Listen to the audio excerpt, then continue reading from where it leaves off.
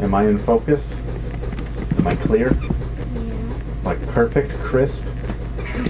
I'm not blurry at all. No. Okay, scoot. Close my door, please. And open up the laundry machine. Open the laundry machine so that it stops making a noise. Thank you. Get out. Get out. Or join me in the dark side.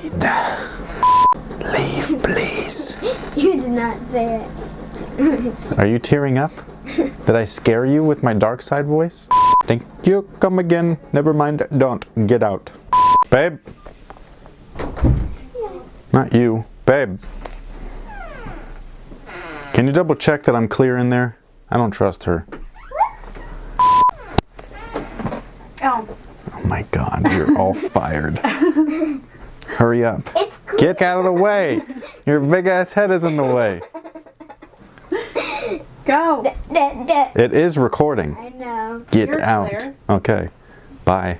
Love you. Thank you.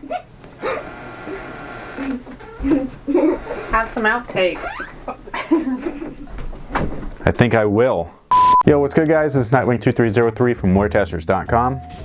Today, we have the Kyrie 2 performance review, so with that being said, let's go ahead, get right into it. So the traction, first things first, just look at it. Yeah, that's right, look at it. Because this right here is beastly. Simple as that. The traction on the Kyrie 2 is just awesome. You trying to go right? No problem. Hold up. Now you need to go left. No worries. Hold up. Stop everything. Think for a second. Nope. No time for thinking. Just react. Yeah, these bad boys got you covered no matter what. Even on the worst of courts, and I'm talking like really bad, these things had you covered. These bad boys are fantastic. As far as outdoors, you could play in them and they will work. I just personally wouldn't expect them to last too long. Now, how long exactly will they last if you use these outdoors? Wait right there while I go grab my timetable that tells me exactly how long shoes last outdoors.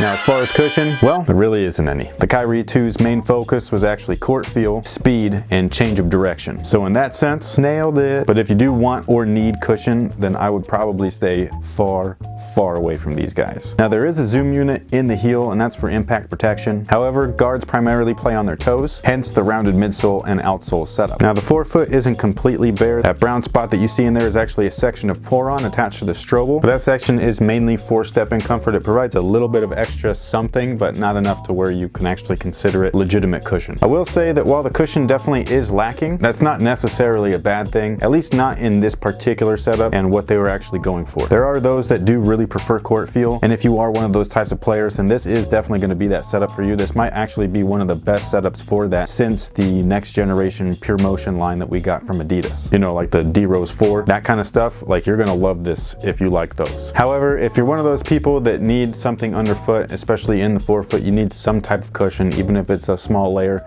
An aftermarket insole is strongly suggested. If you're interested in what type, all you got to do is check out places like Finish Line or Foot Locker. They have a whole bunch in their store and online that you could check out. And for this particular shoe, you're going to want to look at forefoot focused cushion insoles, especially since there is zoom in the back. But other than that, very little cushion, if any at all. Court feel though, abundant. As far as materials, you got Hyperfuse with textile mesh glued on top of it. Once again, just like the Kyrie 1. Yes, I loathe this setup. It's not my favorite. It's actually one of my least favorite things in the world. Not in the world, but as far as performance footwear world is concerned, I really don't like this setup. But it does break in rather quickly, so it's not horrible or anything to play in. It's actually really quite nice once the break-in process was complete. After the first night, I didn't notice the upper whatsoever, which is definitely a good thing. But this is definitely a tease for people like me that prefer like a woven, mesh, or knitted upper. This is just kind of like, hey, you want that, but we're going to give you plastic instead. It'll just look like what you want. That's the kind of stuff that I don't like. So for example, the KD7s, I loved it. Kyrie 1s, not so much. These guys right here, basically the Kyrie 1, but these happen to have a really cool rear setup. I absolutely love this stuff right here. It's much softer, being a mesh-like material. And then these also got that badass strap that keeps you locked in no matter what. So overall, the upper is durable, supportive, and offers plenty of containment. Great for someone with Kyrie's game. I just personally like something a little bit softer. As far as fit, I would say go true to size. Wide footers, definitely go in store store and try them on. They're nowhere near as narrow as the first one, but you can never be too sure, especially with a hyperfuse upper. It's just something you're going to want to try on yourself. Now, the lockdown in these guys, as far as that midfoot back, is much improved compared to the Kyrie one. The Kyrie one was one of those shoes where I just constantly, every time I wore them, I just had to relace them some way or another in order to get that midfoot and heel area locked in completely. It wasn't one of my favorite shoes. It was not in my rotation once I was done. I just did not like the way that they felt on foot. These, however, fix all of that stuff. The lacing's awesome. I absolutely loved it. And then you have midfoot and heel lockdown covered with this strap. So with these guys, all you're gonna have to do is lace them up, strap yourself in, and you'll enjoy the ride. Now, support was one of the features that I thought was gonna be kind of iffy. This rounded midsole and outsole setup just felt really weird. It looks really weird. The whole thing's a little bit awkward at first, but you get over that real quick. Once you're done shooting around, you're just kind of used to whatever is right there, especially once you start running. This whole section I thought was gonna be very unstable, but it's very wide and it just kind of cradles your foot. It's really weird how it works. And when you put a lot of force or pressure on it, much like a tire, it just kind of flattens out just enough to where you're able to grab the floor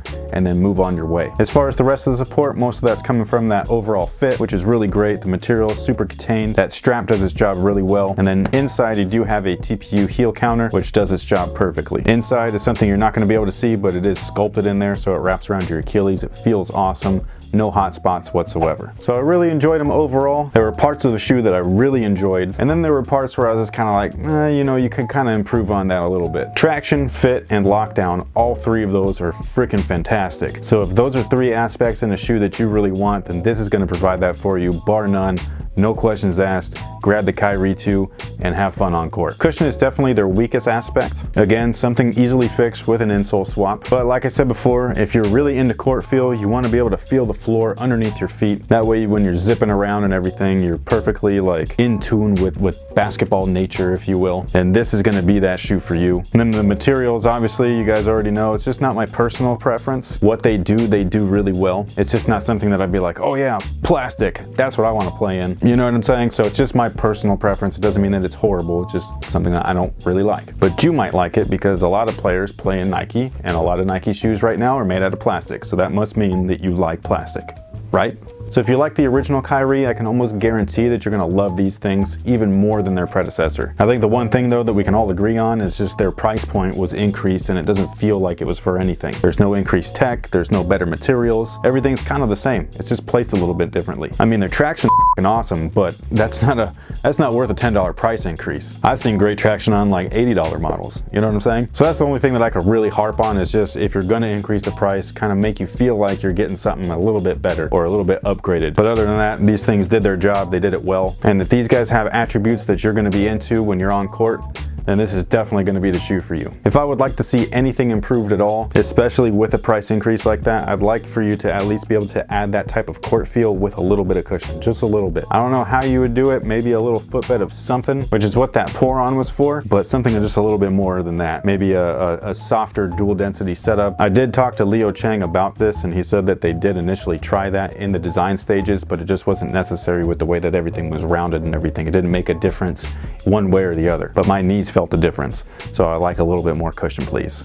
Just a little bit. So other than that, that'll pretty much take care of it. If you want anything more detailed, whether it be the performance scores or their weight, all you got to do is click the link in the description box below. It'll bring you right over to WearTesters.com. It'll have all that kind of good stuff over there for you. Thank you guys for watching. Thanks for all your support. And until next time, guys, have a good one.